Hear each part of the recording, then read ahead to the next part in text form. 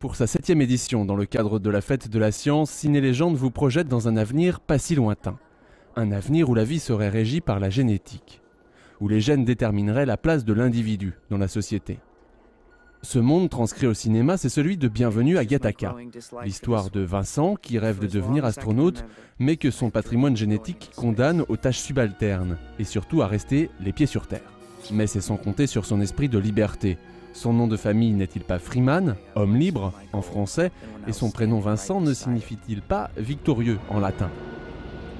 Ce film nous renvoie à un questionnement sur notre époque et notre condition humaine, sur la limite de nos libertés. La description quasi complète du génome humain en 2003 constitue sans doute une des plus grandes révolutions scientifiques jamais connues depuis la théorie de l'évolution de Darwin. Mais déjà, elle nous expose au meilleur comme au pire. Nos gènes sont aujourd'hui utilisés pour dresser le profil des criminels, pour redéfinir la notion même de race. Et déjà, la réalité rattrape la fiction, l'ADN est exploité par les assurances et les cabinets de recrutement. Ciné Légende a souhaité s'intéresser à ce soi-disant déterminisme génétique qui, d'un point de vue mythologique, semble perpétuer la volonté toute-puissante des dieux.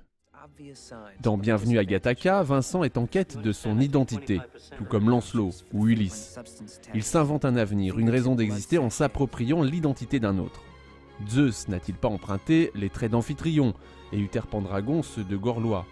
Vincent, lui, s'identifie à Eugène. Eugène, étymologiquement, le bien-né. Le destin de notre héros est lié à ceux de Jérôme et d'Anton, Antoine en français. Ces deux prénoms évoquent des figures de saints ermites qui restent attachés à la terre par opposition à Vincent qui, lui, aspire à s'envoler. Ils apparaissent comme deux doubles, deux jumeaux de Vincent. Comme dans la mythologie, ces jumeaux représentent la polarité du bien et du mal, du diurne et du nocturne, de la paix, de la guerre, du ciel, de la terre. Les exemples sont multiples, Rémus et Romulus, Prométhée et Épiméthée, Héraclès et Iphiclès, ou encore les dieux égyptiens Isis et Osiris, à la fois jumeaux et époux. Il y a aussi Castor et Pollux, les dioscures de la mythologie grecque, venus de la mer et protecteurs des marins. La mer ne tient-elle pas d'ailleurs un rôle central dans Bienvenue à Gattaca?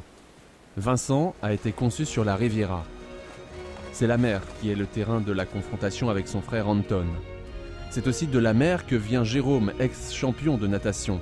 Et c'est enfin en bordure de mer que Vincent s'affirme en s'unissant avec la femme. Celle-ci s'appelle Irène, autrement dit la paix. Elle tient le rôle de la passeuse, de l'initiatrice, en faisant le lien entre les trois hommes. La scène où elle se donne à Vincent évoque le mythe de l'union avec la dame, véritable point de renversement du film. Enfin, ultime clin d'œil, l'escalier en colimaçon de l'appartement n'est pas sans rappeler une hélice d'ADN. En haut, Vincent, le héros positif, en bas, Jérôme, l'homme sauvage, tous deux reliés par leur patrimoine génétique.